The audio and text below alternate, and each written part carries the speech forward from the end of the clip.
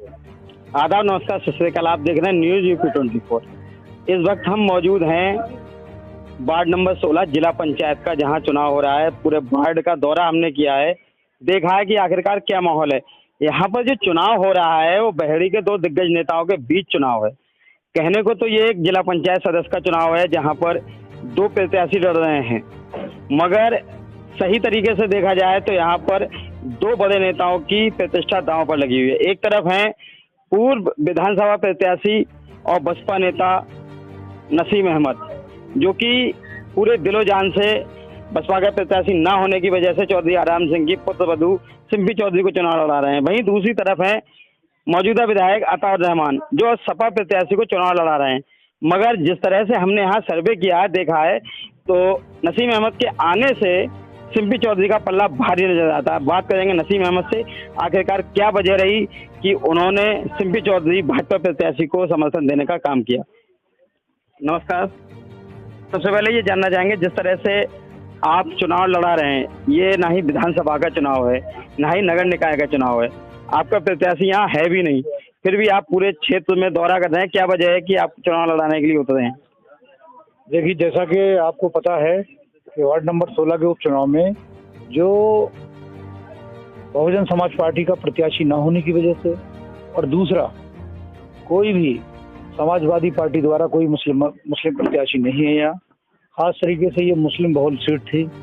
हमारे साथ समाजवादी पार्टी के लोगों ने धोखा और कपट किया है, और यहाँ के विधायक ने इससे पहले बहेड़ी की चेयरमैन 95 साल में भारतीय जनता पार्टी वहाँ जीती है, और इसका सबक सिखाने के लिए पहले विधानसभा का चुनाव लड़ चुका हूँ मैं, और जनता के बीच में हमेशा सेवा रहती है।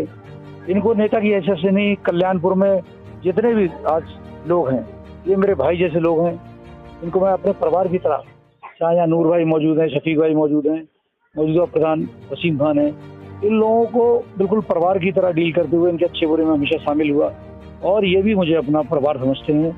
इसीलिए एक वजह है कि जो चुनाव हो रहा है, दिन रात हम लोगों ने मेहनत करके एक ऐसे व्यक्ति को चुनाव लड़ाया जो धर्मनिरपेक्ष है, जो अगर हिंदू के काम कराता है तो उसके साथ साथ मुसलमान का काम भी पहले कराता है। एक मिनट में आपको रोकूंगा। जिस तरह से बात की जाए चुनाव की, आप चुनाव लड़ा रहे हैं, मैंने कहा विधानसभा चुनाव नहीं है, निकाय चुनाव नहीं है, एक छोटा चुनाव है, तो आपको क्यों ऐसा लगा कि आपको समर्थन करना चाहिए? बीजेपी प्रत्याशी के समर्थन करने का कारण क्या रहा? दूसरी चीज एक ये है कि आप लगातार जनता के बीच तो हैं, लेकिन जनता के बीच जाकर ऐसा संदेश देने की कोशिश कर रहे हैं जैसे कि आप भाजपा का समर्थन कर रहे हैं। जो लोग आरोप लगाते हैं कि आप भाजपा के एजेंट हैं, उसके बारे में क्या कहेंगे? देखिए, जो विरोधियों का काम है केवल इल्जाम लगाना, और उससे जैसा कि अगर हमारा यहाँ प्रत्याशी होता तो हम उसको लड़ाते, लेकिन यहाँ जब बहुजन समाज पार्टी का कोई प्रत्याशी नहीं था तो हमारा क्षेत्र आज विकास से, जो भी ये कल्याणपुर के पास में मनुआ पट्टी है, वहाँ के रोडों के आप हाल देख लिए, इसके बराबर में जाके मैंने देखा खेमपुर, भोजपुर, और जो हम लोगों ने अभी बहरपुरा, मोहम्मदपुर, काफी गाँव के जो जितने दौरे करे हैं, और भोज डांडी ऐसा गांव है, इस विधायक ने 15 साल जीतने के बाद यहाँ पे 100 के 100% जो है मुस्लिम या जाटक लोग रहते हैं जो हमारी पार्टी से संबंधित थे। वहाँ पे ये समझ लीजिए आज तक कोई भी 15 साल में एक रोड का निर्माण इस विधायक द्वारा नहीं कराया गया है, ना इनकी पार्टी द्वारा कराया गया है। और जहाँ आप ये भाजपा की बात कर रहे हैं, हम लोगों ने यहाँ हमेशा समाजवादी का, इसलिए आज हम लोग यहाँ मुखालफत कर रहे हैं। अभी थोड़े दिन पहले जब मुसलमानों को खास तरीके से नू दंगे के अंदर मेवात समाज के लोगों पे हमले हुए, तो उस वक्त समाजवादी के नेता कहाँ थे? अखिलेश यादव को कोई स्टेटमेंट क्यों नहीं दिया मुसलमानों के हक में?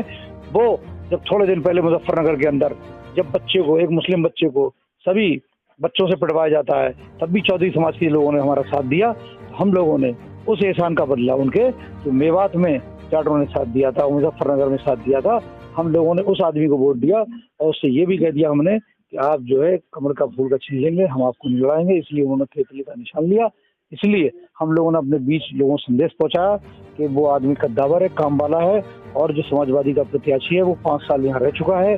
उसने केवल अपने झालों पे, अपने फार्म पे, अपने रिश्तेदारों के फार्मों पे, अपने एक समुदाय विशेषकर सिख समाज के लोगों के बीच काम किया है।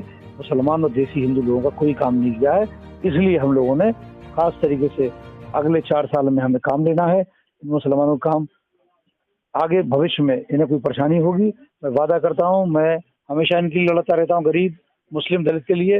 इसलिए हमने इन सभी बातों को देखते हुए और जो राष्ट्रीय स्तर पर नीति बन रही है कि राहुल गांधी एक तरफ वहाँ उनके फेवर में बोल रहे हैं और अखिलेश यादव जिनको 90% विधानसभा में मुसलमानों ने टिकट दिया और मैं खुद नहीं लड़ा इसलिए कि ये विधायक जीत जाएं, लेकिन इन्होंने चेयरमैन के चुनाव में ये कहते हैं कि भाजपा का चुनाव है, भाजपा का मैं हूँ, असली एजेंट ये भाजपा के हैं कि इन्होंने भाजपा का वहाँ प्रत्याशी है पैसे लेके इन्होंने जिता दिया और 90 साल बाद हमारी चेयरमैन वहाँ चली।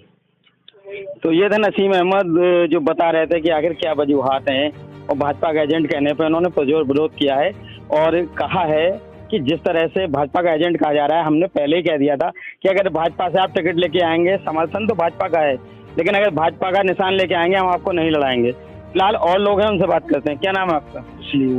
तस्लीम भाई, ये बताइए यहाँ पर क्या माहौल है और कैसा वार्ड नंबर 16 का चुनाव चल रहा है, किसके जीतने की संभावनाएं ज़्यादा है?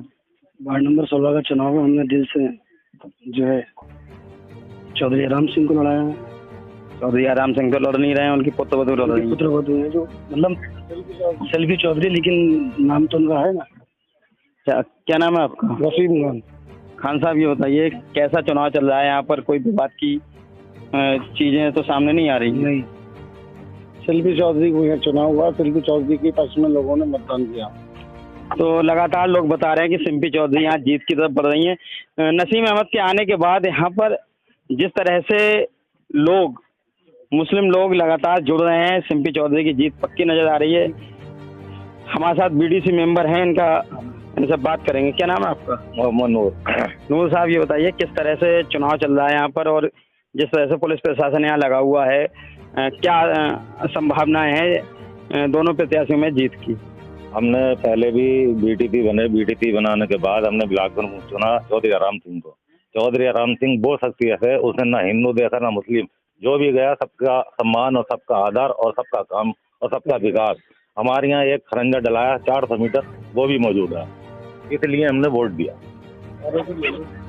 और भी लोग हैं जिनसे हम बात करेंगे। क्या नाम है आपका? शफीक साहब, ये बताइए जिस तरह से यहाँ चुनाव चल रहा है, उपचुनाव हुआ है नवाब राशिद खान की पत्नी के खत्म होने के बाद, तो आप लोग चुनाव किसे लड़ा रहे हैं और क्यों लड़ा रहे हैं? सेल्फी चौधरी को लड़ा रहे हैं, अपने फायदे के लिए लड़ा रहे हैं चुनाव। क्या फायदा मिल जाएगा आपको सिम्पी चौधरी को लड़ाने? काफी फायदे मिलेंगे कि एक तो कौम परस्ती वाला कोई वो नहीं है, समझे साहब, और सबका साथ सबका विकास करते हैं राम सिंह चौधरी के पूरे खानदान, समझे साहब, इसलिए हम उनको चुनाव लड़ा। क्या लगता है आपको कि आपने जैसे चुनाव लड़ाया है उसके जीतने की संभावना है? ये तो बिल्कुल जीतने की संभावना है। तो ये कल्याणपुर की जनता है, जो कल्याणपुर की जनता बता रही है कि वार्ड नंबर 16 से सिम्पी चौधरी लगभग जीत चुकी हैं। नसीम अहमद के आने के बाद सिम्पी चौधरी की जीतने की जो संभावनाएं बढ़ी हैं, साथ ही साथ यहाँ पर नसीम अहमद की प्रतिष्ठा दांव पे लगी हुई है, अताउर रहमान की प्रतिष्ठा दांव पे लगी हुई है। ये एक वार्ड का चुनाव ना होकर एक विधानसभा का चुनाव का आप सेमीफाइनल कह सकते हैं, 2024 के लोकसभा चुनाव की तैयारी कह सकते हैं। ये देखना होगा कि समाजवादी पार्टी का प्रत्याशी जीतकर 2024 में अपनी जड़ें मजबूत करता है या फिर नसीम अहमद के समर्थन का प्रत्याशी सिम्पी चौधरी यहाँ से जीतकर एक बार फिर अताउर रहमान को तगड़ी मात देने के बाद मनोबल तोड़ता है। लगातार ताजा अपडेट के लिए बने रहिए न्यूज़ यूपी 24 के साथ। मैं आपका दोस्त हसीन दानिश, कैमरामैन अजीम इदरीसी के साथ, बरेली।